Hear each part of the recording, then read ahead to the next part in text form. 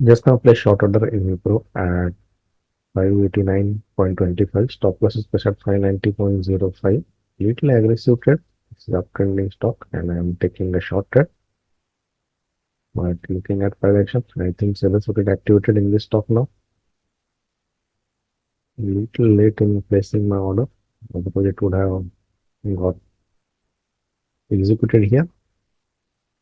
But let's see. Once again, it is very near to my sell price. Hey, the sell order has been triggered here. So let's see, wait and watch. Sellers in this area should get activated here and price should fall down.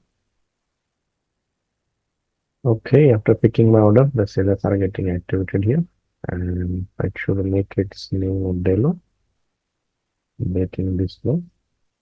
Also, there is a previous day close here, so little support is taking, but I hope it will break this support.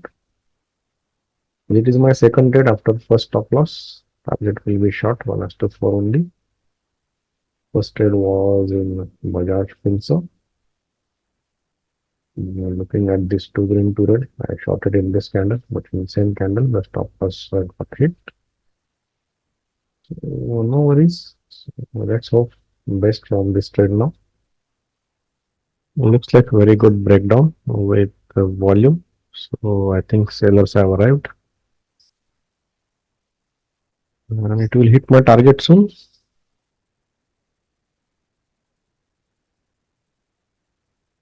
Very good progress towards target. Just missed my order here by 15 paisa. So I think if it comes down once again and break this low, it can move down further. So I have stretched my target little bit till 84.75 and I will be targeting 1:6 risk to reward ratio. This is I was expecting exactly. So this was breakdown, a retest, and again it is coming down. So hope so this move will continue. And it has now established a downtrend in intraday. So expecting it to fall. Finally, very good breakdown. It is approaching towards the target. Okay, once again at the whole figure of 85, and this time it must break down this whole figure.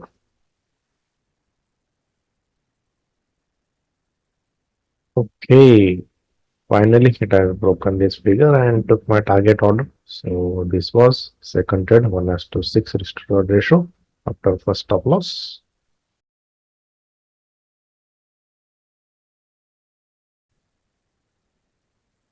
Hello traders, discuss करते हैं आज का trade in Wipro. थोड़ा risky trade था against the trend, लेकिन देखते हैं कि कैसे लॉजिक बिल्ड किया था। लॉजिक बहुत ही सिंपल था, जिसे कहते हैं ब्रेकआउट फेलियर या ट्रैप ट्रेडिंग या स्टॉप लॉस हंटिंग। नाम कुछ भी दो, लेकिन लॉजिक समझ में आना चाहिए। तो सेम कंसेप्ट यूज किया गया था। ये कंसेप्ट तभी यूज होता है जब किसी क्रिटिकल लेवल का ब्रेकआउट हो या ब्रेकडाउन हो, और तब प्राइस एक्शन रीड करके हम अगेंस्ट ट्रेड भी ट्रेड ले सकते हैं, दो इट इज रिस्की ट्रेड। तो ऐसा ट्रेड लेने से पहले थोड़ा प्राइस एक्शन का स्टडी करना बहुत जरूरी है। तो डे टाइम फ्रेम में देखा जाए तो ये क्लियरली अप ट्रेंड में स्टॉक है और ये दो स्विंग ब्रेकआउट कर चुका है। और अगर हम मंथली लेवल्स की बात करेंगे तो ये अक्टूबर मंथ का हाई था।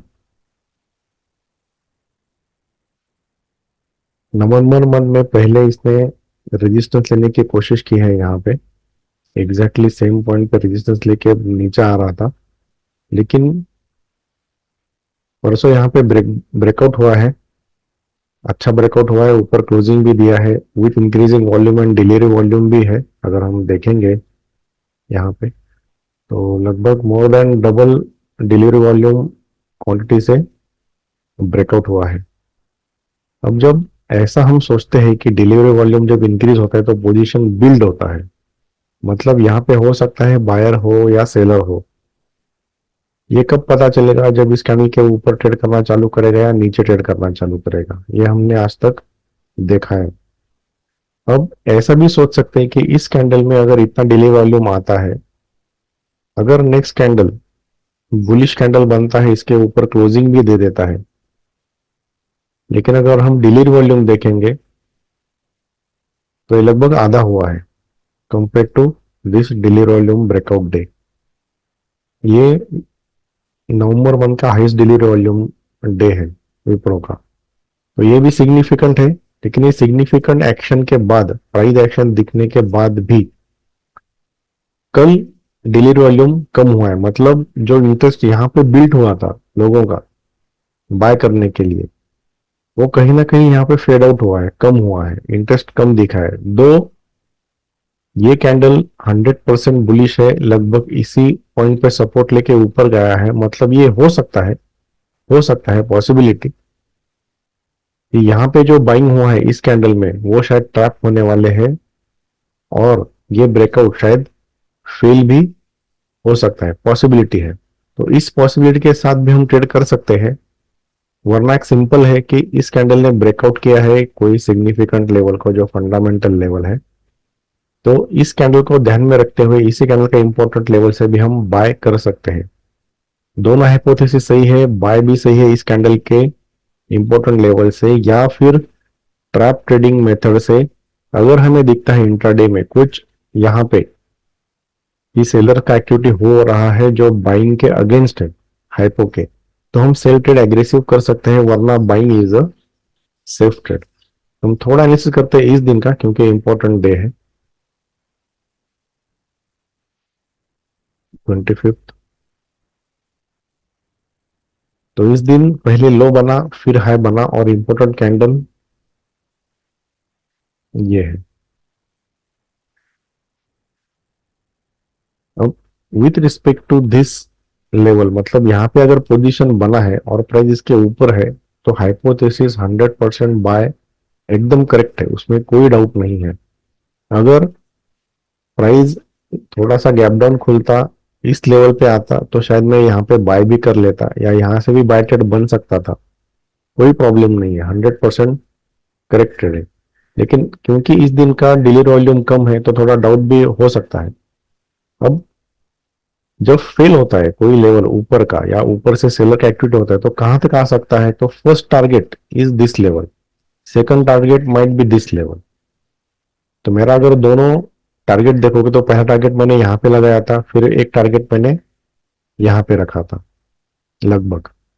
तो इस लेवल को रेफरेंस करके मैंने टारगेट रखा था। क्यों? क्योंकि अगर यहाँ से फेल होते तो एटलीस्ट यहाँ पे आएगा, ऐसा एक अनुमान है। होगा ऐसा बिल्कुल नहीं है, लेकिन हो सकता है आया तो मेरा टारगेट हिट कर सकता है नियर बाय।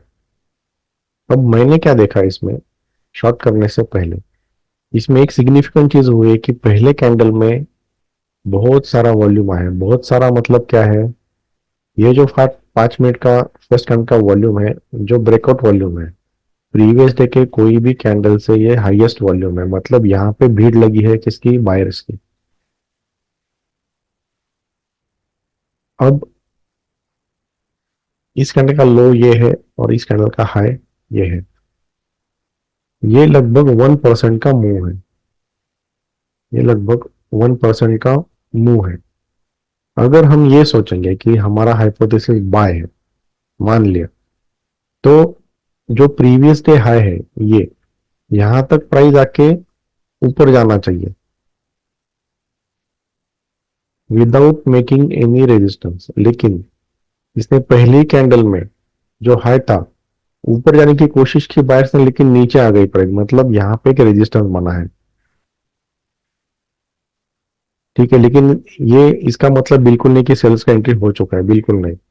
अभी इंपॉर्टेंट है हमें इस कैंडल का लो, किसी भी हालत में इस कैंडल का लो के नीचे ब्रेकडाउन नहीं होना चाहिए। अगर ये बायर जो हमें दिखा रहे हैं कि बहुत तादाद में आए हैं, डिले वॉल्यूम ब्रेकआउट के साथ आए हैं, और डे के वॉल्यूम के ब्रेकआउट के साथ आए हैं, अगर ये सच में बायर है तो ये लेवल प्रोटेक्ट करना ही करना चाहिए बायर्स ने। पहली बात तो 1% मूव होने के बाद फिर से 1% गिरना नहीं चाहिए। तो एक कंक्लूजन यहाँ से हम ये निकाल सकते हैं कि जितना बाइंग हुआ है उतना ही सेलिंग हुआ है, क्योंकि प्राइस नीचे आया है। अब बायर्स का काम क्या है? इस लेवल को प्रोटेक्ट करना, जो ये 4-5 कैंडल ने किया भी था प्रोटेक्ट। लेकिन जब प्राइस ऊपर गया तब वॉल्यूम मिसिंग है। वॉल्यूम मिसिंग है मतलब बायर का इंटरेस्ट नहीं दिख रहा। अगर ये वॉल्यूम सच है, इसमें बायर ही है, तो यहाँ आने के बाद इमीडिएटली बाउंस बैक होना चाहिए। लेकिन ऐसा बहुत रेयरली होता है कि 1% प्राइस ऊपर गया, फिर 1% नीचे आया और फिर 1% ऊपर गया। बहुत रेयरली हुआ है। तो इसलिए मैंने यहाँ कोई रिस्क नहीं लिया और मैं अब इन्वर्स ट्रेड के लिए, रिवर्स ट्रेड के लिए रेडी होने के लिए मैं सोच रहा था।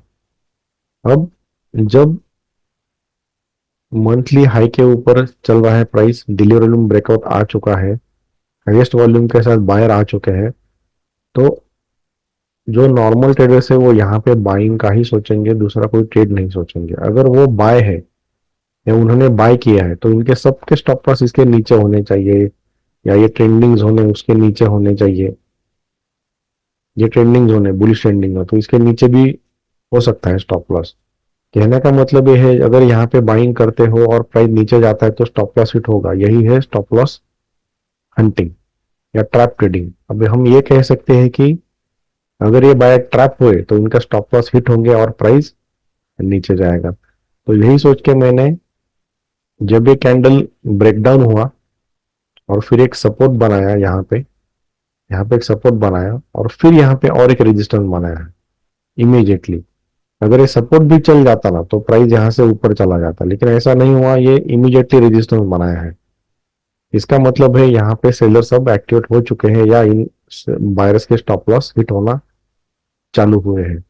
यही देख के मैंने इसी लेवल के नजदीक यहाँ पे 89.30 पे स्टॉप लॉस एंट्री ऑर्डर लगाया था सेलिंग का यहाँ पे। और स्टॉप लॉस इस कैंडल के ऊपर था 90.05, जो होल फिगर था 90, उसके ऊपर 5 पैसा ऑन सेपर साइड।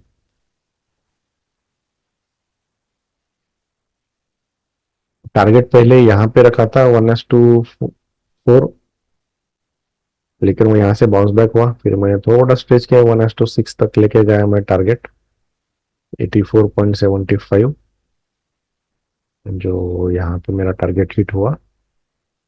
तो ये था रिवर्स ट्रेड। थोड़ा मुश्किल ट्रेड था क्योंकि सोचना बहुत मुश्किल होता है। अगर हम बाय साइड बैठे हैं और सेल ट्रेड करना है या किसी ब्रेकआउट में स्टॉक जा रहा है और उससे सेल करना है तो थोड़ा मुश्किल होता है, लेकिन चलता है अगर प्रोजेक्शन करना आता है, रीड करना आता है, तो एवरीथिंग इज फाइन। सो सबको समझ में आया होगा। धन्यवाद।